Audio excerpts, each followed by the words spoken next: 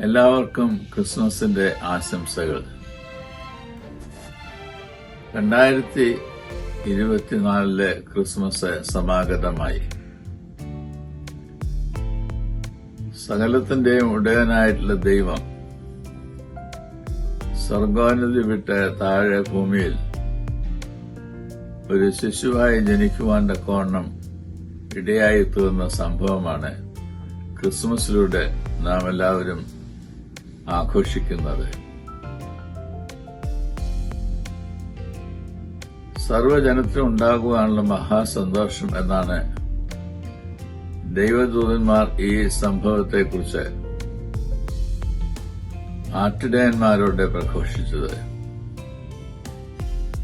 അപ്രകാരം സദ്വർത്തമാനം കേട്ട ആട്ടിടയർ ഉടനെ തന്നെ എഴുന്നേറ്റ് ബന്ധപ്പെട്ട് ബേത്ലഹേമിലെ പുൽത്തൊട്ടിയിൽ കിടത്തിയിരിക്കുന്ന ശിശുവിനെ കണ്ട് നമസ്കരിക്കുവാൻ തക്കവണ്ണം ഇടയായിട്ട് തോന്നും. വളരെയധികം വേദനാജനകമായ സംഭവത്തിലൂടെയാണ് ക്രിസ്മസ് സമാഗതമായത് എന്നത് ഇന്ന് നാം ചിന്തിക്കേണ്ടതായുള്ളൊരു വിഷയമാണ്. മറിയ അവളുടെ ജീവിതത്തെ മുഴുവൻ സമർപ്പിച്ചതിന്റെ ഫലമായിട്ടാണ് പരിശുദ്ധാത്മാവിനാൽ ദൈവത്താൽ തിരഞ്ഞെടുക്കപ്പെട്ട വ്യക്തിയായി ദൈവ പൈതലിന് ജാതം നൽകുവാൻ തക്കവണ്ണം ഇടയായിട്ടെത്തുന്നത്. എത്ര നാൾ തന്റെ പണിപ്പുര അടച്ചിട്ടതിനു ശേഷമായിരിക്കണം ജോസഫ് മറിയയും കൊണ്ട് ബേത്ലഹേമിലേക്കും പിന്നീട് ഈജിപ്തിലേക്കും എല്ലാം യാത്ര ചെയ്യുവാൻ തക്കവണ്ണം ഇടയായിട്ടെത്തുന്നത്. അഭയാർത്ഥികളുടെ പ്രവാഹം ഉള്ള ഈ കാലഘട്ടത്തിൽ മറിയയെയും കുഞ്ഞിനെയും കൊണ്ട് ജോസഫ് ഈജിപ്തിലേക്ക് പലായനം ചെയ്തതായിട്ടുള്ള സംഭവം നമ്മെ ചിന്തിപ്പിക്കേണ്ടതായിട്ടുള്ളൊരു വിഷയമാണ്.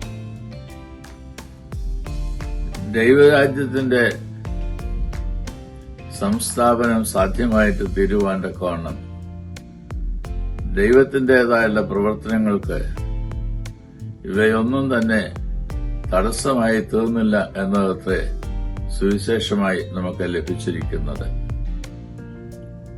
വേദനകളും പ്രയാസങ്ങളും കഷ്ടങ്ങളും നിറഞ്ഞതായുള്ള സാഹചര്യങ്ങളിൽ പോലും ദൈവ ഇഷ്ടം നിറവേറ്റുവാൻ നമ്മെ തന്നെ നൽകുമ്പോൾ ദൈവം തന്റെ ഇഷ്ടം ഈ ലോകത്തിൽ നിറവേറ്റുകയും ദൈവരാജ്യത്തിന്റെ സംസ്ഥാപനം സാധ്യമായിട്ട് തീരുകയും ചെയ്യുന്നു. അതായിരിക്കട്ടെ നമ്മളുടെ ധ്യാനം, അതായിരിക്കട്ടെ നമ്മളുടെ ചിന്ത.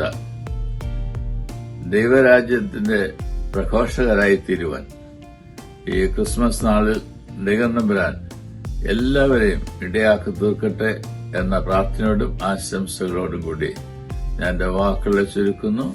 നന്ദി, നമസ്കാരം.